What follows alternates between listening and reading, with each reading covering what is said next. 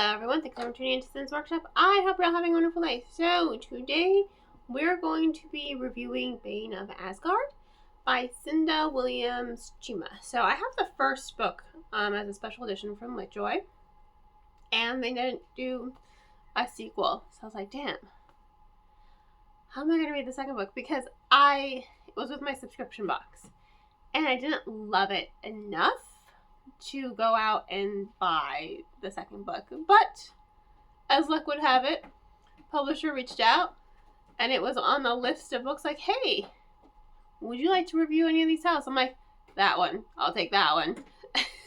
So I got it for free from the publisher. So this is a long overdue review, right?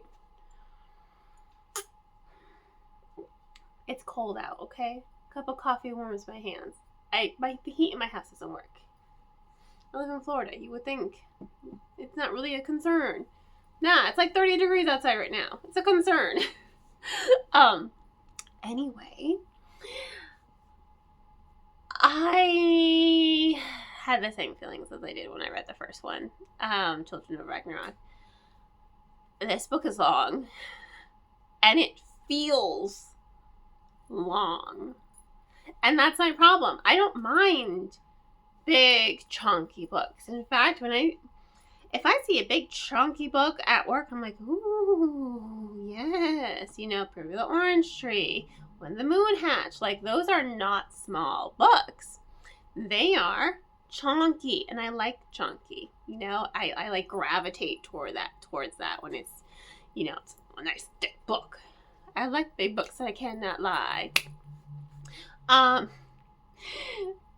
My inner weirdo is coming out. So this book it feels long. I feel like this book could have easily have been split up into 2 separate books. Because it's just like, what? You have 3 characters. You have your 2 main POVs. You've got Regan and what is his name? Erickson? Fill out the notes, shall we? I think it's Erickson.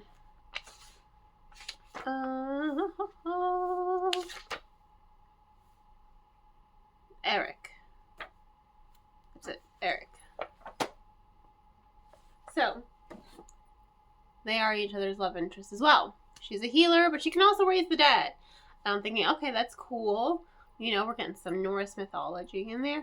I feel like there just wasn't enough Norse mythology. And this is the first of 2 books that I read in January that I was disappointed in, because I think Norse mythology is incredibly fascinating. I don't think I love it as much as Greek mythology. I grew up on Greek mythology. Like, those were my fairy tales when I was a kid, My mom took a course in it when she was in college, so that's why it's like very close and dear to my heart, and why I love Greek mythology so much. But I do really like Norse mythology. I think the gods are absolutely fascinating. But Brigid and Hel and Freya, Odin, they are fascinating. We've got Haydn in this book, but Haydn's not really there. She's there, but she's not there, because she takes possession of another character, and the other character is the one that it gets most of the personality and development. Haydn doesn't, so it's kind of like unfortunate. You don't really get to see any of the gods. I just think it was a little disappointing, and it felt like it dragged. It really felt like it dragged. And I'm like, okay, can we move on here? He returns home, and a decade has apparently passed, but for him it's only been a year. And that was an interesting aspect that they really didn't develop really well. Because why all of a sudden is a decade passing when anytime anyone else used to visit New Jotunheim, a decade wouldn't pass. It would be the same amount of time. So that's an unanswered question. I think it's just, I was bored. I wanted more. I wanted way more than what I got than when I was reading the book. And that's really disappointing to me. Because I was so... I think I actually like book 1 now better. I was so looking forward for this book to be an improvement. They're Asgardians. Okay. Are we going to see any of these actual Asgardians? No, anyone born with Asgardian blood has magic in them. Like, okay, are we going to see any actual Asgardians come around? So it was really a big letdown for me. I mean, I think there's so much more that could have just been done with the story, fantasy-wise, right? Because I love, the Northmen and Vikings, there's so much lore, right? A Fate Inked in Blood, that was really good. Definitely expanded on the lore a lot, and the gods. I just think this book should have had more of that fantasy aspect, and I feel like it was lacking a lot. And that's disappointing to me. It dragged. It bored me. And I hate when a book bores me. Because it's not even that it was poorly written. Because it wasn't badly written. I just think the story itself was boring. And I think it also annoys me because there's so much potential. It's like when they do Greek mythology stories and they make movies. And then they just kind of chuck everything to do their own thing. It's just like, why are you chucking it? It's already there. Like, all the drama is already there. The drama, the fantasy, it's already there. Just make it flashier. Don't just change it. It's like, just make it flashier for the love of God. So it's like it exists. Do something with it. The lore is already there. Do your own spin on it. Make it more dramatic. Just don't make it boring.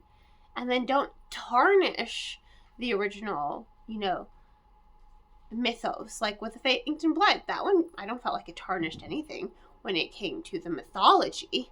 I felt it kept true to who the gods were, right? But it took its own spin. Lore Olympus, it takes its own spin on Greek mythology, and I fucking love it. Girl Goddess Queen takes its own spin.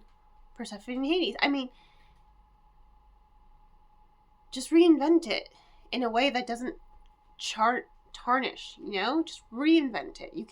It's possible. I just named 3 ways that it was possible, and I just think it just did nothing with it. Because it's barely even there. And it was boring to me. I was bored. I shouldn't be bored when I'm reading about Norse mythology, because there are Vikings in the book. But I was bored. And that's what's really disappointing to me, that I was just ultimately bored. It's not even that it was poorly written. I just think the story itself was just boring. And I hate that. I think I hate, above everything, just being bored. It's like, there's so much out there. Do something with it. Reinvent it. Make it more fantastical. Just don't bore me. Don't bore me and don't tarnish what's there. Just do something. Or even if you do tarnish it, at least you've tried. At least you did something. Oh, I don't know. I just hate when a book bores me. That's like my biggest pet peeve. Because even the romance between the characters was just like, meh. Because they get separated until like the end of the book. And I'm like, okay. y'all did nothing. Just did nothing with it. So, yeah. I had wished for more. And I was very, very, very underwhelmed. In any case, thank you all for tuning in. Please don't forget to like, subscribe, and share with our living friends. I hope you all have a wonderful rest of your day. And as always, happy reading.